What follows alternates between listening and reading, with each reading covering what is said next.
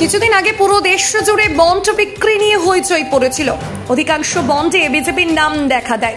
এবার পশ্চিমবঙ্গের মালদা জেলার আলুর বন্ড নিয়ে জালিয়াতির অভিযোগ উঠল। উল্লেখ্য যে পুলিশ ও কোল্ড স্টোর সূত্রে জানা গেছে, পুরাতন মালদার ভাবুক অঞ্চলের বাসিন্দারা বেশিরভাগ আলু চাষবাস করে জীবনযাপন করেন। ভাবুক অঞ্চল এলাকায় বেশিরভাগ রয়েছে কোল্ড স্টোর, আর সেই কোল্ড স্টোরে আলু চাষিরা আলু রাখেন। অন্যদিকে আলুর বন্ড নিয়ে নতুন ঘটনা এলো সামনে। বন্ড জালিয়াতির অভিযোগ উঠল এবার। ঘটনা জানাজানি হতেই ব্যাপক শোরগোল গোটা এলাকা জুড়ে। জানা গেছে, পুরাতন মালদার ভাবুক অঞ্চলের গোটপাড়া এলাকার নাগমাতা কোল্ড স্টোর বন্ড জালিয়াতি করতে গিয়ে হাতে নাতে দুই যুবককে ধরে ফেলে এবং পুলিশের হাতে তুলে দিলেন কোল্ড স্টোর কর্তৃপক্ষ। ঘটনার তদন্তে নেমে আরো 3 জনকে গ্রেফতার করল মালদা থানার পুলিশ। অভিযোগ, গত 30 জুন ভাবুক অঞ্চলের গোটপাড়া এলাকার নাগমাতা কোল্ড স্টোরে 200 বস্তার আলুর বন্ড নিয়ে জমা দিতে যায় 2 জন যুবক। বারকোডে ধরা পড়ে যায় তাদের কুকীর্তি। সাথে সাথে 2 যুবককে হাতে নাতে ধরে ফেলেন কোল্ড স্টোরের ম্যানেজার। ঘটনা চরম উত্তেজনার সৃষ্টি হয়। ঘটনার খবর পেয়ে পৌঁছায় মালদা থানার পুলিশ। সেই 2 জন পান্ডাকে তুলে দেওয়া হয় পুলিশের হাতে।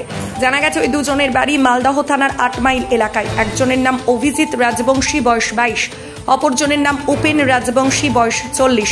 ঘটনাটি একটি লিখিত অভিযোগ দায়ের করা হয় মালদা থানায়। লিখিত অভিযোগের পরিপ্রেক্ষিতে ওই 2 জনকে গ্রেফতার করে 3 দিনের পুলিশ হেফাজত চেয়ে মালদা জেলা আদালতে পেশ করে পুলিশ। পুলিশের জেরার উঠে আসে আরও 3 জনের নাম। 3 জনকে গ্রেফতার করে মালদা থানার পুলিশ। ধৃতদের বাড়ি গাজল থানায় এলাকায় বলে জানা গেছে। ধৃতদের নাম সঞ্জয় প্রসাদ ভগত, বয়স 37, সুফল স্বর্ণকার, বয়স 42, দুলাল সরকার, বয়স 38 বলে জানা গেছে। সোমবার দুপুর আনুমানিক 12:30 নাগাদ ধৃত 3 জনকে জেলা আদালতে পেশ করল মালদা থানার police. Malda cold storage industry honours অ্যাসোসিয়েশনের সভাপতি উজ্জ্বল সাহা ঘটনা সম্পর্কে বলেন, এই বন্ড নিয়ে জালিয়াতির অভিযোগ উঠছিল এবং ইতিমধ্যেই তাদেরকে গ্রেফতার করা হয়েছে।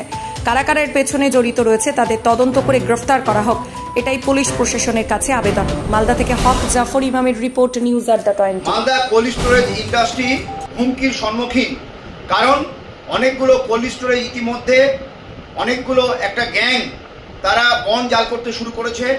এ নিয়ে আমরা ডিস্ট্রিক্ট অ্যাডমিনিস্ট্রেশনকে, এর জেলা পুলিশ সুপার মহোদয়ের কাছে আগে আমরা লিখিতভাবে ইনফর্ম করেছিলাম। গত কয়েকদিন আগে আমাদের আদিনা সমবায় কোল্ড স্টোরেজে জাল বন্ড নিয়ে যখন আলু নিতে আসে তখন ধরা পড়ে। সঙ্গে সঙ্গে আমরা পুলিশে খবর দিই, পুলিশে অ্যারেস্ট করে নিয়ে যাই। ইনভেস্টিগেশন চলছে। গতকালকে একই ঘটনা নাগমাতা কোল্ড স্টোরেজে আবার কয়েকজন দুষ্কৃতিকারী জাল বন্ড নিয়ে যখন আলু নিতে এসছে তখন আমরা পুলিশকে খবর দিয়েছি এবং পুলিশে অ্যারেস্ট করে নিয়ে গেছে।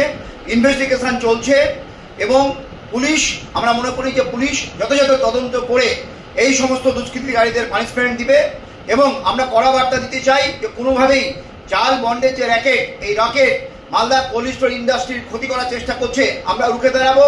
প্রয়োজনে আমরা আরো বৃহত্তর আন্দোলন করব, কারণ কৃষকদের মাল সংরক্ষণ করার দায়িত্ব আমাদের, সুরক্ষিত রাখার দায়িত্ব আমাদের।